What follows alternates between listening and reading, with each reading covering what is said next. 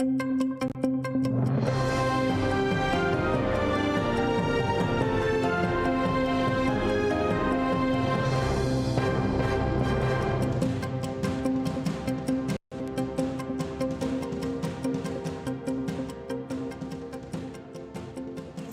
служба «Азаман». Я Оріні Сітумєрова. Вітаю вас. Верховна Рада визнала незаконними так звані місцеві вибори в окупованому Криму. За таку постанову проголосували 276 народних депутатів. Парламент також звернувся до членів законодавчих органів іноземних держав і міжнародних парламентських організацій із закликом дати принципову оцінку цим незаконним діям Російської Федерації, а також утриматися від будь-яких контактів з незаконними органами Російської окупаційної адміністрації та її представниками. Так звані місцеві вибори в окупованому Криму Росія незаконно організувала 13 вересня. Але нам необхідно буде...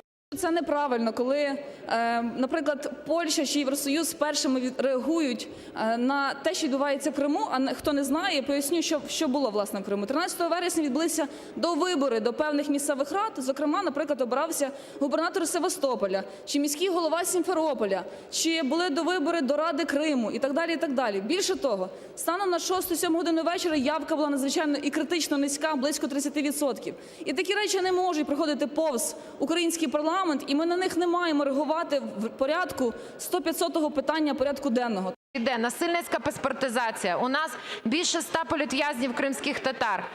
Це політв'язні Кремля. Більше 150 дітей цих політв'язнів Кремля, вони вже декілька років живуть без батька. І друге, завершуючи, я хотіла би сказати про те, що ми всі з вами маємо знати більше інформації про цих політв'язнів, про дітей, допомагати і підтримувати їх. Дуже гарні цифри, де кримчани ногами проголосували проти і так званого губернатора, і так званих місцевих органів влади. Такої низької явки ще не було за всю історію окупації Криму і Севастополя. І я думаю, що це зайва ознака і сигнал путінському режиму, що в умовах окупації ніяких виборів не може бути. Тільки повернення суверенного Криму державі Україна в межах визнаних міжнародних кордонів, те, що посвідчено і Об'єднаними Націями, і іншими міжнародними організаціями, дозволить там провести вільні демократичні вибори. Президент Володимир Зеленський підписав указ, яким звільнив Вітольда Фокіна з посади першого заступника глави української делегації у тристоронній контактній групі. Цим документом Вітольд Фокін також виведений зі складу делегації України в ТКГ. Звільнити Фокіна вчора закликали у Комітеті Верховної Ради з питань державної політики. Так вирішили після доповіді Фокіна перед членами комітету. Той виступив за амністію для всіх бойовиків та зауважив, що не бачить ознак війни між Україною та Росією. Напередодні в Офісі президента повідомили, що заяви Вітольда Фокіна категорично розходяться з офіційною позицією держави. Неприємно вражені особистими оцінками та коментарями, які дав перший заступник глави української делегації в тристоронній контактній групі Вітольд Фокін. Офіційна позиція України повністю збігається з об'єктивною реальністю та політичною правдою. Саме з російського вторгнення почалася тимчасова окупація Автономної Республіки Крим, міста Севастополя і окремих районів Донецької та Луганської областей України. Саме ця держава повністю контролює тимчасово окуповані території України та має вирішальний вплив на все, що там відбувається. Це цілком очевидні істини. На Донбасі внаслідок обстрілу з боку російських окупантів у районі населеного пункту Зайцеве зазнав поранень український військовослужбовець. Гатили по наших позиціях з підствольного гранатомету. Бійця терміново доправили до шпиталю. Стан здоров'я задовільний. Тим часом місія ОБСЄ протягом минулої доби зафіксувала 32 порушення режиму припинення вогню в Донецькій області та 10 порушень у Луганській області. Про це йдеться у щоденному звіті спеціальної моніторингової місії ОБСЄ в Україні. Це, зокрема, 12 вибухів невизначеного походження та 14 пострілів і черг зі стрілецької зброї та великокаліберного кулемета.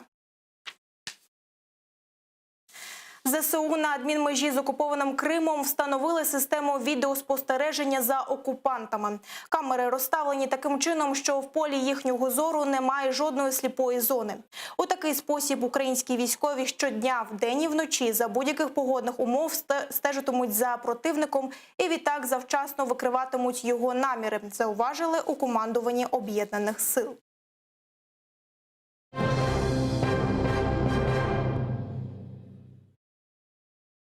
Масовий карантин для шкіл і дитячих садків. В окупованому Криму людям все частіше відмовляють в допомозі через переповнені лікарні та брак медиків. Дехто з ураженнями легень та важкими ускладненнями вимушені лікуватися вдома або за великі гроші в приватних лікарнях. Хворих перекидають із лікарні в лікарню по всьому Криму, поза як ані ліжок, ані спеціального обладнання не вистачає на всіх. 4 школи і 74 класи пішли на карантин. Туди ж відправили понад 5000 дітей з садочків. А окупаційна влада, як під копірку, щодня видає приблизно однакову статистику інфікованих COVID-19. Тим часом вже другий окупаційний кримський чиновник захворів на коронавірус. Слідом за окупаційною віце-прем'єркою Оленою Романовською госпіталізували й окупаційного мера Ялти Івана Імгрунта. Про рекордні цифри інфікованих та їх причини дивіться далі у сюжеті.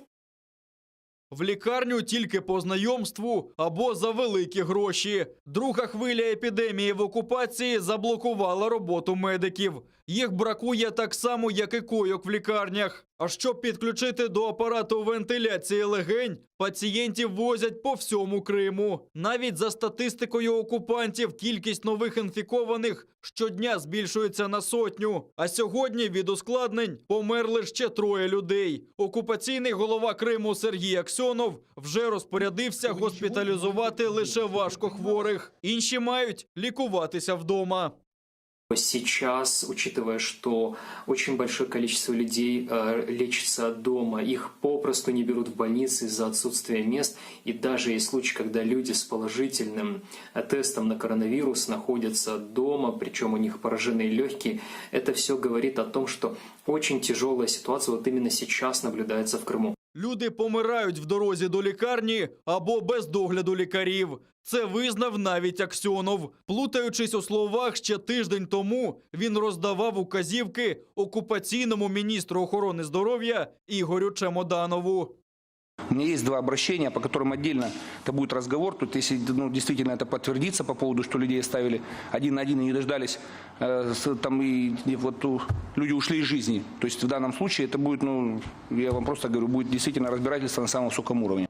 Погрози не діють, хворих все більше. 4 школи та 74 класи в Алушті, Феодосії та Іслям-Терекському районі відправили на карантин. Порожніють і дитячі садочки. Окупанти жаліються. Кількість випадків пневмонії зросла на 1/3. І Сергій Аксьонов знайшов винного і просто звільнив Чемоданова. Наостанок маріонетки окупантів навіть подискутували. Останнім словом Чемоданов пообіцяв поставити в кримських лікарнях ще кількасот ліжок. Ну что это такое, коллеги? В чем проблема? Мы же с вами, проблемы-то все известны. Уже достаточно у вас ресурсов для того, чтобы предпринять шаги, соответственно, которые этого не будут допускать. В чем вопрос? Что вам мешает организовать работу? Мы доразворачиваем коечный фонд, мы приобретаем дополнительно, уже приобрели кислородные концентраторы. Мы надеемся, что с учетом развертывания завтра еще госпиталь ветеранов войны. Окупаційне міністерство очолив колишній головний лікар лікарні Семашка Олександр Остапенко. Втім, черги з хворих від цього навряд стануть коротшими. Допомогти з лікарями вирішили з сусідньої Росії. Звідти на допомогу прислали ще 70 медиків. Стрімке зростання кількості хворих спровокував наплив туристів з Росії. Именно этот большой поток туристов и миллионные цифры, о которых отчитывались крымские власти, привели к тому, что большое количество людей, к сожалению, заразилось. Даже официальные лица цитируют такую шутку, что от коронавируса умирает каждый 1000, а от голода может умереть каждый 1. А в полку госпіталізованих окупаційних можновладців прибуває. Минулого тижня у важкому стані ушпиталили окупаційну віце-прем'єрку Олену Романовську. На межі життя і смерті її навіть довелося везти до Москви. А тепер з пневмонією госпіталізовано окупаційного мера Ялти Івана Імгрунта. Владислав Стужук, Заман, АТР. В Україні коронавірус діагностували у рекордної кількості людей. За добу 4027 випадків, 64 хворих померли, одужали також рекордні 2110 осіб. За кількістю хворих лідирують Харківська, Донецька та Дніпропетровська області. Станом на 29 вересня Україна була на 14-му місці за добовим приростом хворих на коронавірус у світі і на 5-му в Європі. Ми продовжуємо нарощувати кількість тестувань, додатково встановлюється обладнання, ми закуповуємо це обладнання, встановлюємо в наших лабораторіях, встановлюємо їх по всій країні, особливо там, де ми бачимо відповідно черги, які виникають. Ми розуміємо про ці черги, повірте, ми теж не хочемо, щоб ці незручності були в нашій країні. Україна підтримує територіальну цілісність Азербайджану. Про таке повідомив міністр закордонних справ Дмитро Кулеба, коментуючи спалах бойових дій у Нагірному Карабасі. За його словами, ситуація в цьому регіоні свідчить, що будь-який заморожений конфлікт може вибухнути.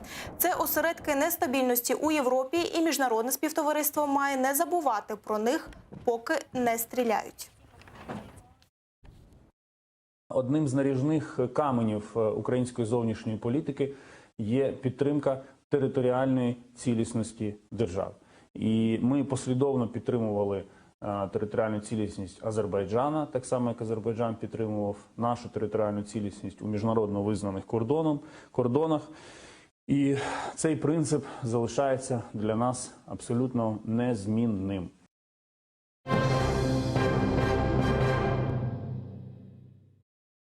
Літак для збільшення опадів прибув в окупований Сімферополь з Росії.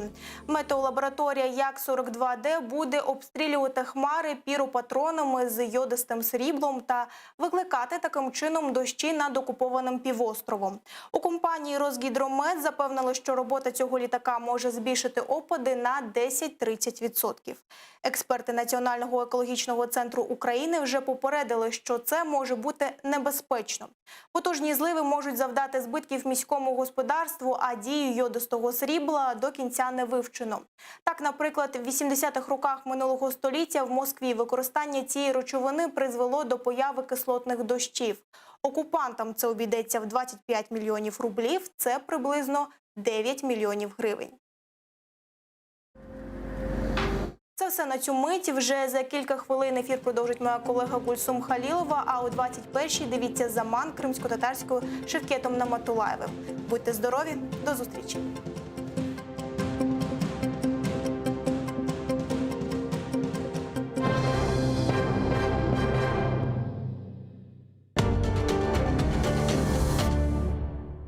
Я Шая Шамазда.